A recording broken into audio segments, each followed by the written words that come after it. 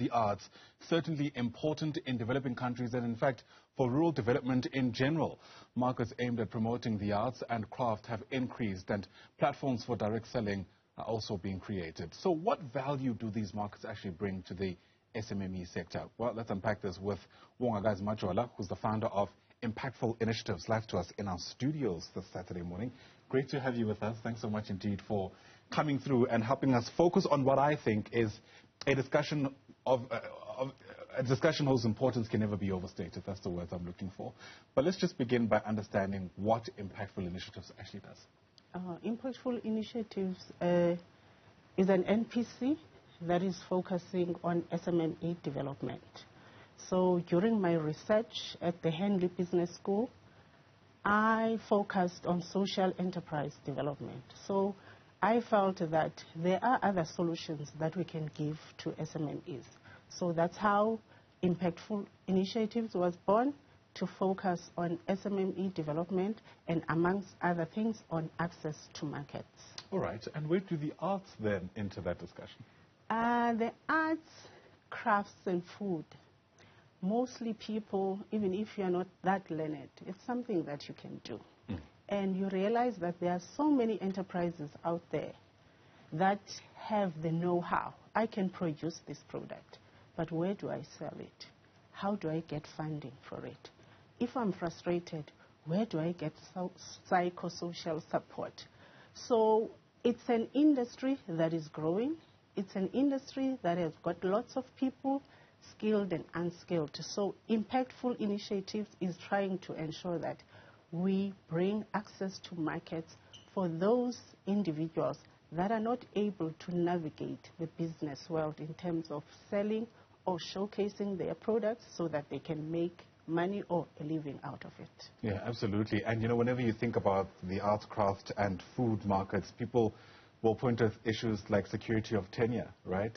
How do I make this a sustainable, livable entity that I can depend on, not only for myself, but also for the people who depend on me? Yes.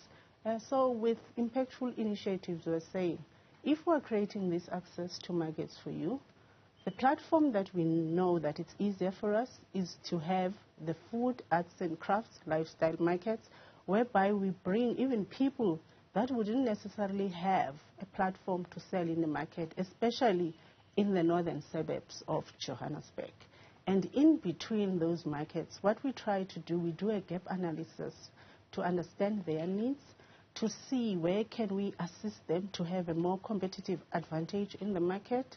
Hence, we are able to offer training in between our markets. Okay. So it's not only about selling, we're trying to upskill them as well. Yeah, and what do you find typically comprise of their needs? What do people typically lack the most when trying to enter these markets?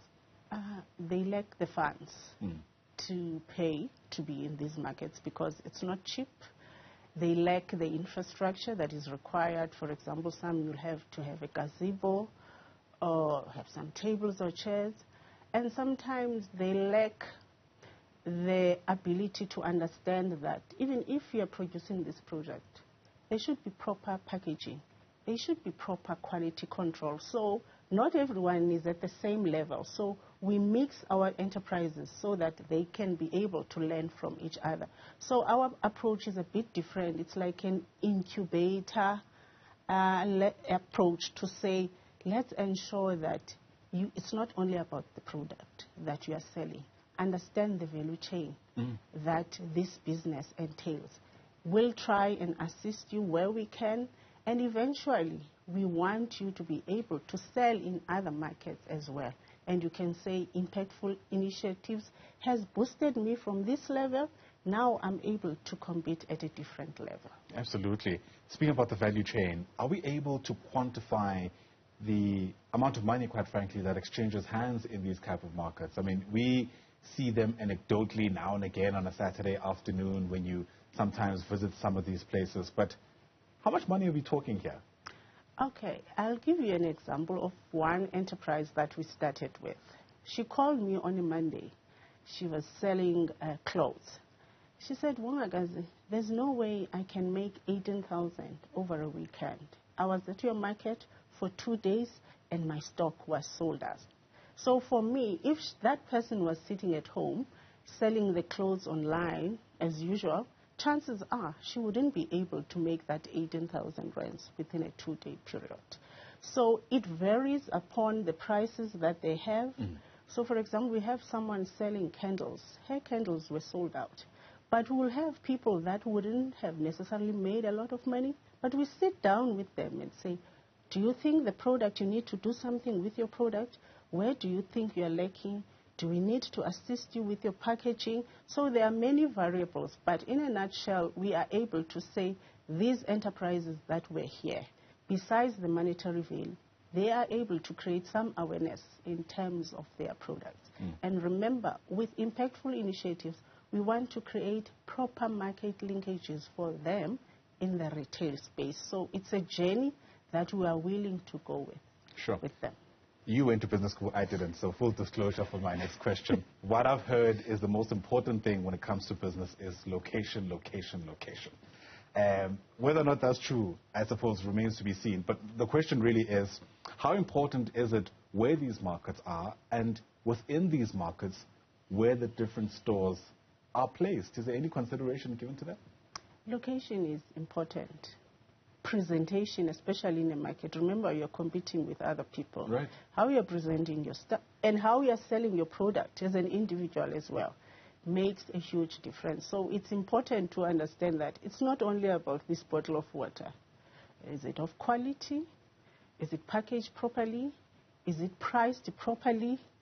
How is it different from the other one? So you need, in marketing, it's called the 5 Ps, price, position, and other things. So it's a whole lot of things that you have to look into when you're selling your product. Yeah, it's interesting you mentioned price. I mean, there's been a lot of talk about the interest rates we've seen, the rand manipulation saga, all of this coalescing to create a really difficult environment for people who already feel cash-strapped and over-indebted. How do these kind of markets try to circumvent or work through that challenge, which, let's face it, has left nobody unscathed? Remember, with the markets, you don't have a lease agreement for 2 years or 3 years. So you are able to come to this market and pay for a vendor stall fee. But with impactful initiatives, it's a little bit different. We call it a commitment fee because we just want you to be able to commit some form of money for you to be there. So our stalls are not more than 1,000 rands over the 2-day period. And when it comes to sales, we don't charge any commission on sales. We say, make your money, take your money, and if we are able to advise you in terms of funding, we are able to say, for you to be able to grow, these are the compliance documents that you need, these are the places that you can tap into. So that's the difference with our market. Sure. I think it'd be remiss if I don't ask you where people can get involved, especially those SMMEs that, of course, are looking to make use of the opportunity. Okay. We've got a website, which is impactfulinitiatives.co.za. We've got a FEC lifestyle market Instagram page, so you'll be able to contact us there. And we've got our third market on the 2nd and 3rd of December, that is next weekend, at the James and Ethel Gray Park in Melrose. So we're saying you can be coming from Soweto, you can be coming from a township, you can be coming from a suburb. We can all be there.